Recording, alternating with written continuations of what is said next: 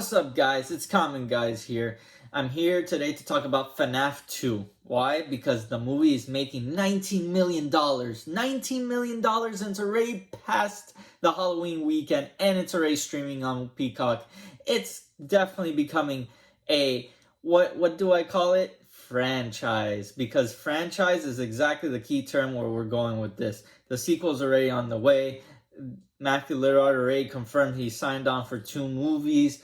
So here's my thoughts, my opinions of where I think the story should go. Now, to begin, I wasn't the biggest fan of this movie. And honestly, what I do understand from looking around the internet is a lot of people like this movie. It's a great introduction to horror movies for kids. So I think they should really stick with that concept. But I think there's ways to make this a little bit more scarier and a little bit more interesting, because there's a lot to play with here. So let's go. Matthew Lillard's performance as William Afton is something to behold in this movie. He's over the top, insane, crazy, and straight up homicidal. Just like in the video games, the purple guy lives in this man. What I think needs to happen now is he needs to take a step back. He can't be the main villain for the next movie, and here's why. William Afton needs to be saved for the 3rd movie. Why? Because it makes sense. You can't have William Afton be the villain again for this movie, the upcoming sequel, because I think you need to explore a little bit more his backstory. In the movie, you get a little bit of a taste of it. You see how homicidal he is. He stabs his daughter, and then he's dragged away by the animatronics once they realize that he is their killer. But there's so much more backstory to him that we don't know about. We don't know about his business partner. We don't know what made him go insane. And if you follow the video games, well, he's basically killed his whole entire family or caused them to go insane and search for answers, which leads to their deaths. I think him stabbing Vanessa opens the gateway for her to unlock some repressed memory, maybe of her family, and this is how we get to the next character that I think should be the main villain of this movie. Welcome, Circus Baby, an animatronic in a hidden sister location. The animatronic can speak. The animatronic was basically built by William Afton to abduct children, and number 3, it has the possessed soul of William Afton's daughter. Now, we know Vanessa is alive.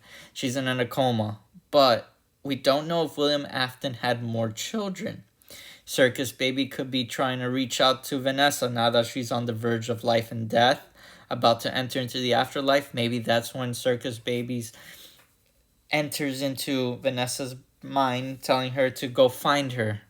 And what is the motive of Circus Baby? Well, to take over Vanessa's body so that she can escape the second sister location and go see the sunlight.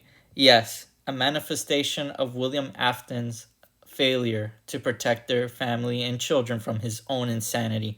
I think that is such an interesting idea and such an interesting concept to explore in the second movie. Still, William Afton might not be the main antagonist, but his actions and the way he goes about his life or what he's done in his past still affects everybody, creating the next villain of the movie.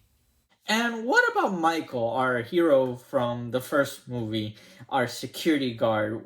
Where do we go with him? I think while there is resolution in the first movie with him finding out who took his brother, the connection of William Afton and Vanessa and his presence at the actual pizzeria, I think there's still some mysteries to explore as to what actually happened to the body of his brother, and maybe that's what connects him to what I think will be the next location, which would be the sister location. Maybe the body's there, maybe the body is in one of the animatronics, and then I have a theory as to what that animatronic could be.